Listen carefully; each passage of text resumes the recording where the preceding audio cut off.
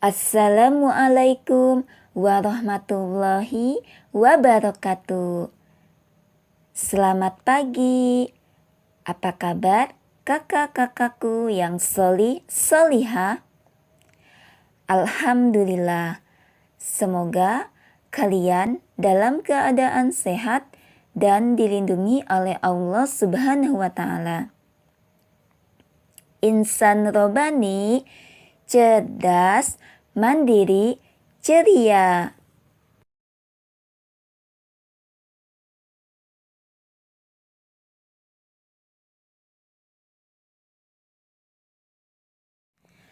Bagaimana dengan pembiasaan hari ini?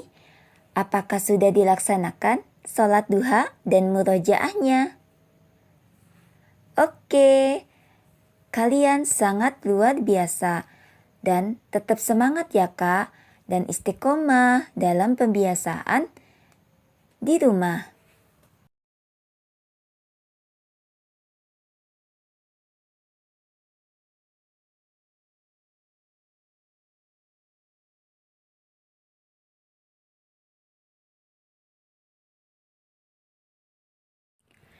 Anak-anakku yang solihah, bertemu lagi di kelas pembelajaran daring hari ini.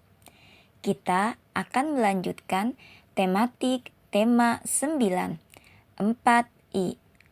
Kayaknya negeriku. Subtema 3, pelestarian kekayaan sumber daya alam di Indonesia. PB 3 dan 4. Yuk dipersiapkan buku paket tematik dan alat tulisnya.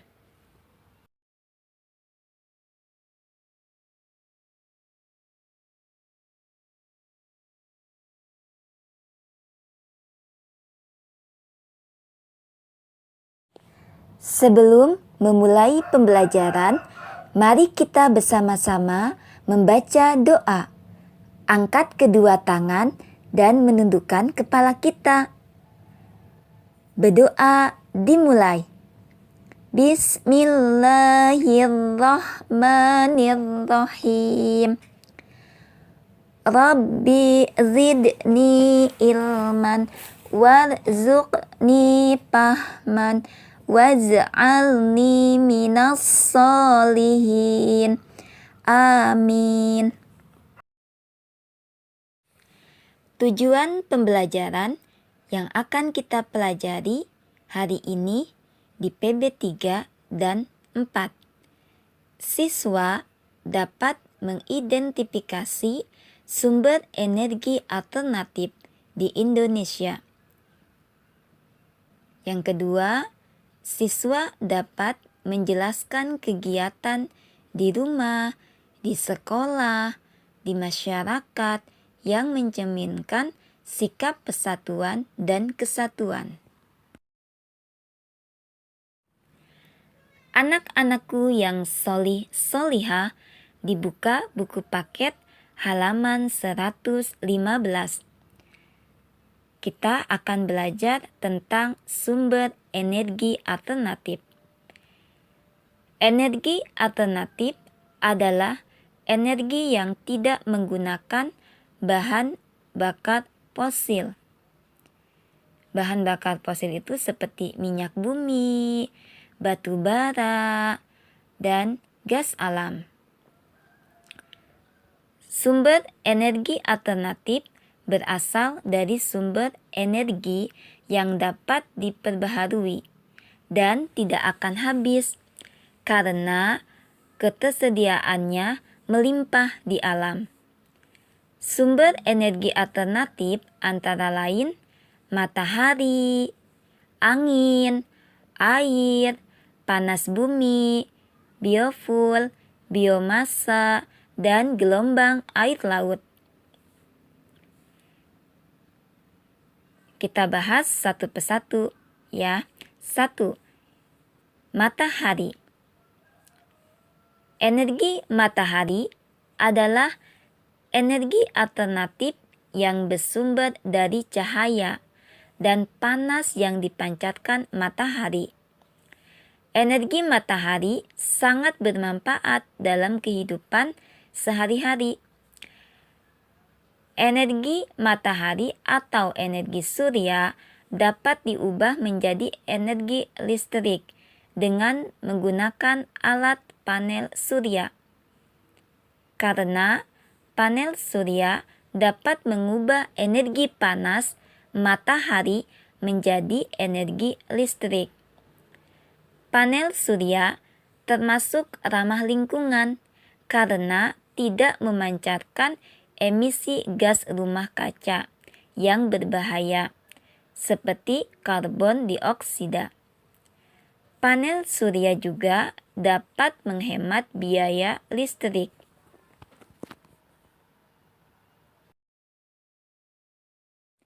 Yang kedua, air. Energi air adalah energi yang dihasilkan oleh pergerakan aliran air. Energi air salah satu energi alternatif untuk menggantikan bahan bakar fosil. Energi air dapat dimanfaatkan dan diubah menjadi listrik dan pembangkit listrik tenaga air tanpa meninggalkan emisi gas rumah kaca. Air juga bisa menggerakkan kincir atau turbin air. Sumber energi air memanfaatkan energi potensial dan energi kinetik yang dimiliki air mengalir.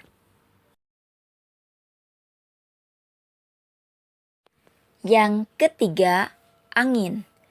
Angin adalah udara yang bergerak yang diakibatkan oleh rotasi bumi dan juga tekanan udara. Angin bergerak dari tempat bertekanan udara tinggi ke bertekanan udara rendah. Angin termasuk salah satu energi alternatif yang ramah lingkungan. Kincir angin atau turbin angin digunakan untuk menangkap energi angin dan diubah menjadi energi kinetik atau listrik. Pembangkit listrik tenaga angin atau PLTA disingkat, merupakan suatu pembangkit listrik yang menggunakan angin sebagai sumber untuk menghasilkan energi listrik.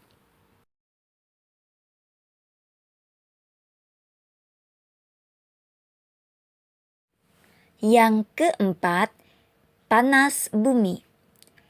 Energi panas bumi adalah sumber energi alternatif berupa energi panas yang dihasilkan dan disimpan di dalam bumi.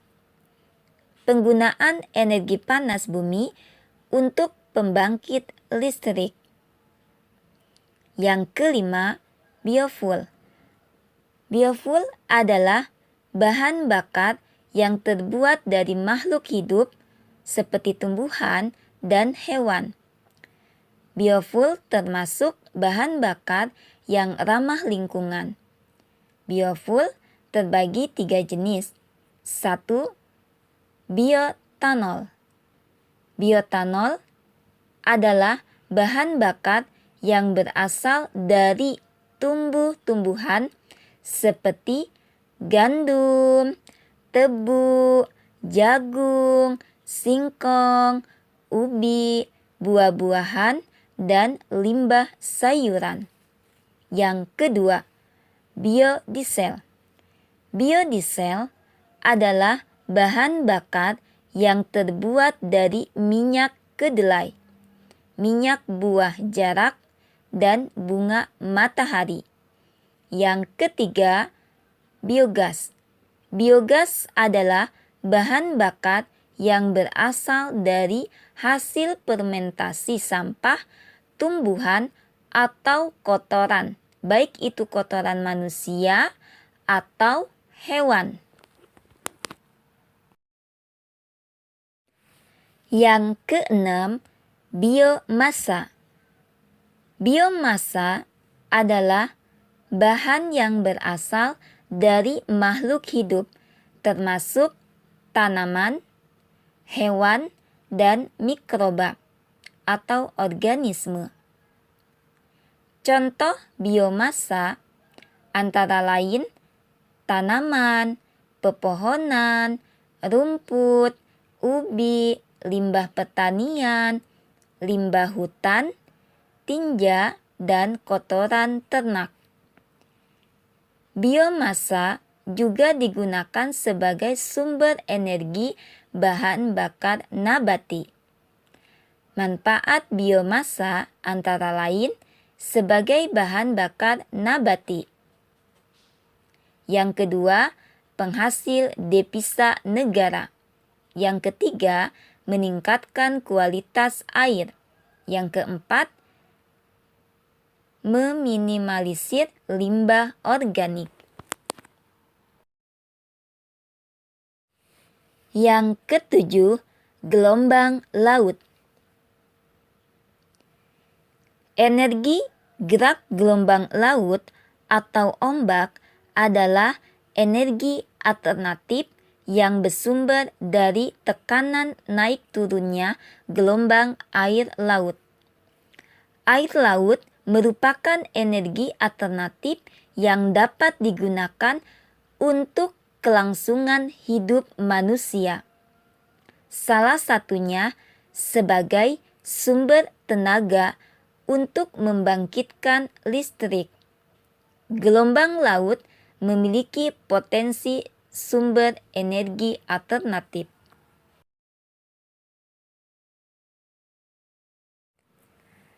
Anak-anakku yang solih-solihah, dibuka buku paket halaman 123.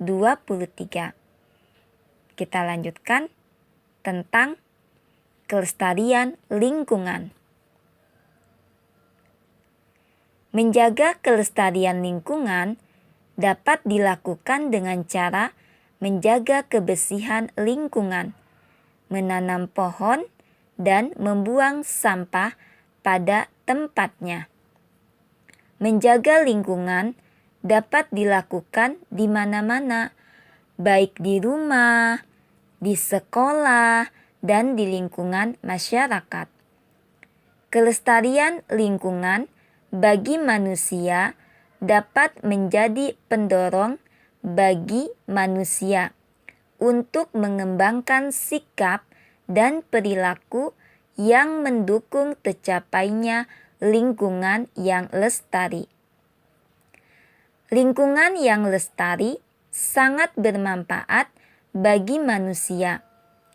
Daya dukung lingkungan terhadap kehidupan akan semakin meningkat dan manusia akan terhindar dari bencana alam. Sikap persatuan dan kesatuan juga mendukung tercapainya tujuan dengan lebih mudah dan lebih cepat. Semua manusia harus bersatu dan bahu-membahu dalam menjaga kelestarian lingkungan. Dengan bersatu dan bekerja sama, maka kelestarian lingkungan akan lebih mudah dijaga dan lebih cepat terwujud.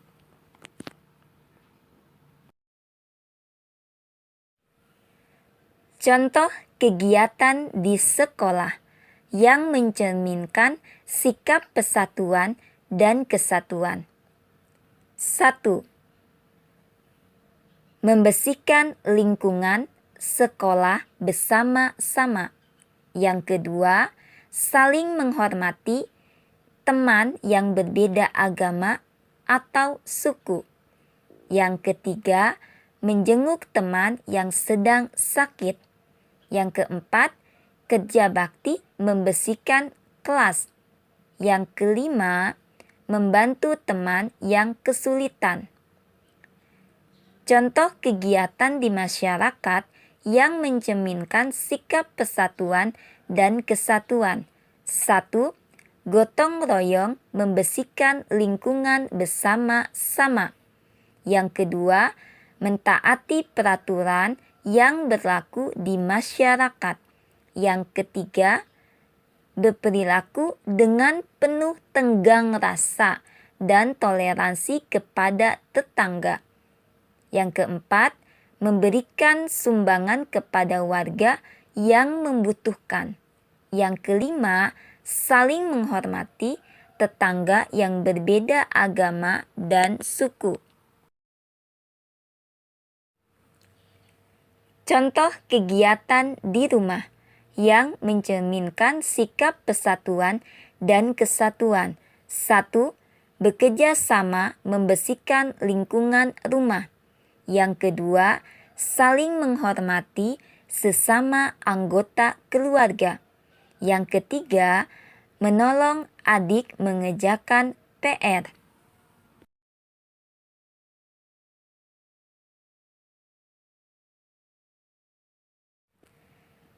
Tugas hari ini yang akan kalian kerjakan di rumah adalah menceritakan isi gambar dan menjelaskan sikap yang mencerminkan persatuan dan kesatuan pada halaman 125.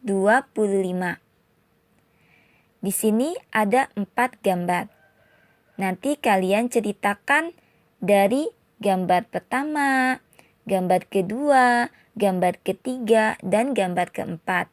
Nah, dari keempat gambar ini, mana gambar yang mencerminkan persatuan dan kesatuan? Nah, di halaman 125. Ceritakannya melalui voice note. Nanti kirim ke wali kelas masing-masing.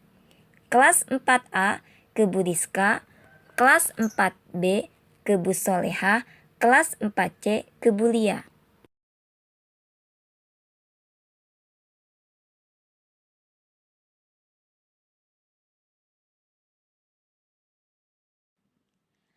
Alhamdulillah, pembelajaran tematik subtema 3 PB 1 dan 2. Semoga apa yang disampaikan oleh Bu Guru paham dan bermanfaat untuk kalian semua dalam video pembelajaran hari ini. Mari kita bersama-sama menutup pembelajaran ini dengan membaca doa. Angkat kedua tangan dan menundukkan kepala kita. Berdoa dimulai. Doa kafaratul majlis. Subhanaka Allahumma wa bihamdika asyhadu alla ilaha illa anta astaghfiruka wa atubu ilaik. Untuk anak-anakku yang soli dan solihah, jangan lupa tulis absen di komentar nama lengkap dan kelas. Tetap semangat belajar di rumah dan jangan lupa jaga kesehatan. Wassalamualaikum warahmatullahi wabarakatuh.